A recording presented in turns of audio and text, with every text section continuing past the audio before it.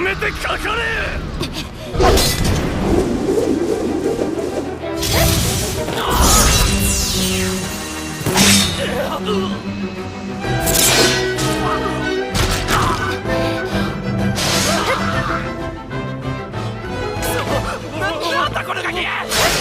I'm gonna be real here for a minute. If you're watching this show, if you're watching this anime each week, right? We're in our third week. We're in the third episode. If you don't think that this started off fire and has gotten continually better week by week by week, I did that 3 times just to emphasize it's the third episode, then I really don't think this show's for you. But for everyone else, you have to agree. This show is just continually upping the stakes. Now, I will make 2 things of note before I just dive into the whole episode.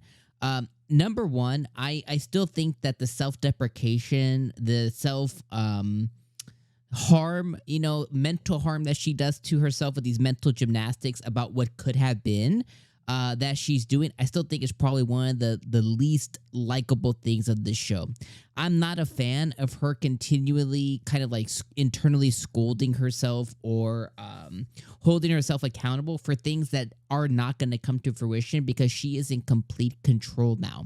The things that happen in the visual novel video game that she played, yeah, although horrendous and horrible, although the things that she did before she took over Pride's body and became Pride, a lot of it was just, an awful child and awful things, but she can't do much for what happened actually, right? All she can do is say sorry, which she's done already, but kind of continually holding herself accountable. Accountable is not the word, because she should hold herself accountable, but holding herself like that mental harm that she's doing to herself and that constant like deprecation that she's doing to herself, considering herself like a despicable being for things that are not going to come to fruition because she's in control. She can control those things now. Again, my least favorite part. Second thing is I've seen it continually in the comments, and I just want to address this with everybody who's watching this video, is I just want to remind everybody that this specific show is described as a romance, comedy, fantasy, isekai anime. This is an isekai anime. And I just want to remind everybody that this was a girl, okay? So this was a girl who lived in Japan previously, and the most heretical boss, or whatever it is, whatever the video game was the girl in Japan's favorite video game to play, okay?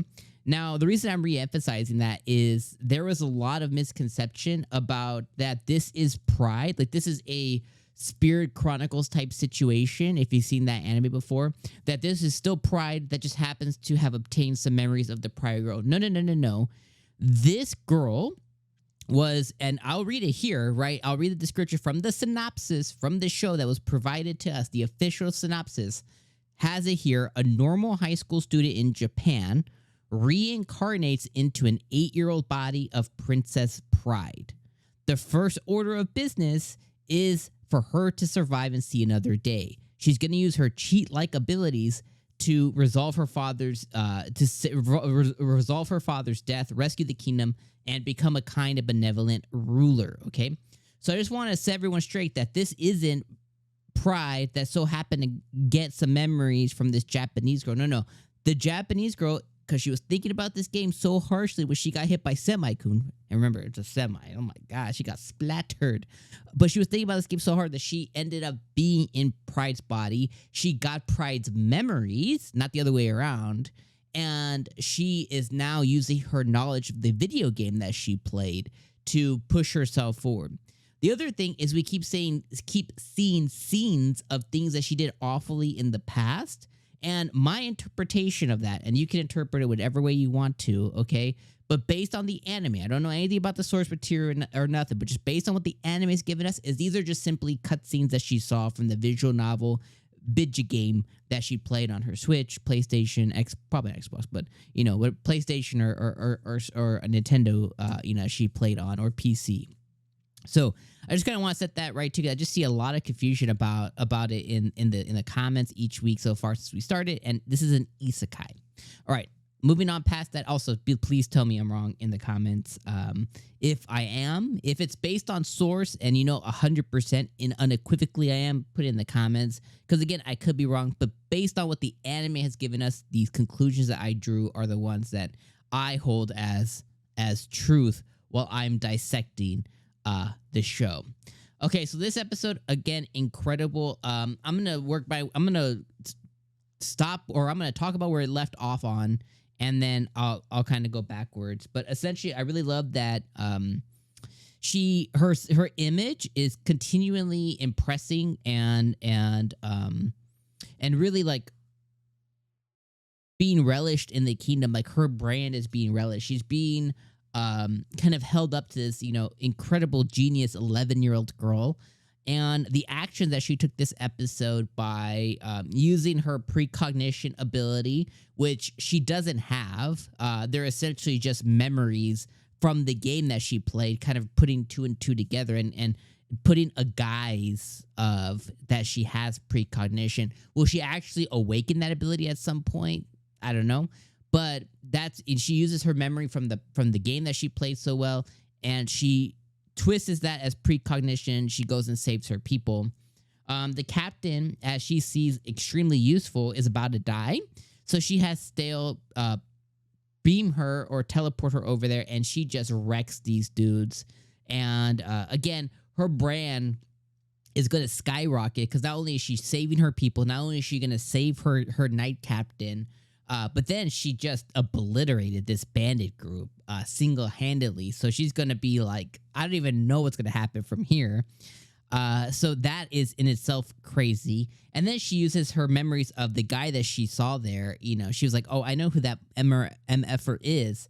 And I don't know if this guy has like a shield ability or a teleportation ability. Not sure what his ability is yet, but she's definitely using him as like, hey, you want to live? Use your ability right now. And again, when he says, how do you know? She can use the guys, the guys, and guys means like the definition of, or like the guise of, she can use that as precognition once again. So that perception of her having that ability is going to continually come useful as she kind of puts things together that she simply shouldn't know. So I really love that quite a bit too. I also really like, again, moving backwards, how she used Stale's ability to save her people once again by teleporting items over to them.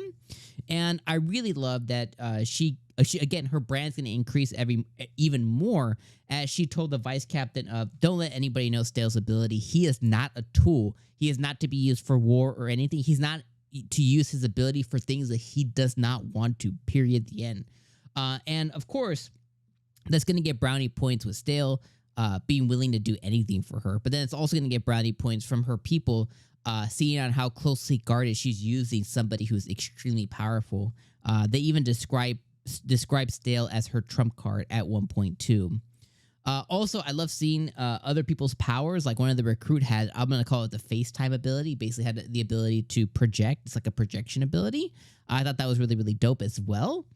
And then outside of that, I did have to say I don't know if you guys have listened to it, but the OP is very, very, I don't even know what the word is, cheesy. It's very boppy and it has a lot of beats to it. It's basically like a shonen OP.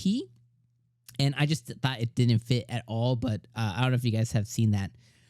Then working our way back towards the beginning of the episode. What a time skip. We got a 3-year time skip. They don't really look different, but we did skip 3 years from 8 years old now to 11 years old. So I thought that was an interesting thing as well, too.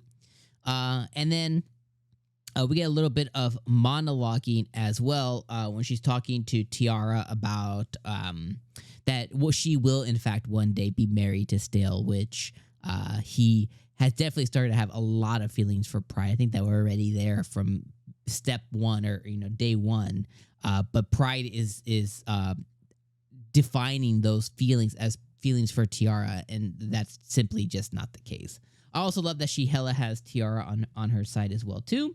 So she's gonna have like this repertoire and army of a lot of really fantastical and intelligent and powerful individuals by her side. with this new future that she has spun up for herself, which I think is going to be really cool and will only serve her further when she inevitably does take over the throne as queen one day with all these people by her side. So I can keep talking about this show forever. I'm about to hit 10 minutes, so I won't. I'm going to say peace out. Let me hear you in the comments. Bye, my friends.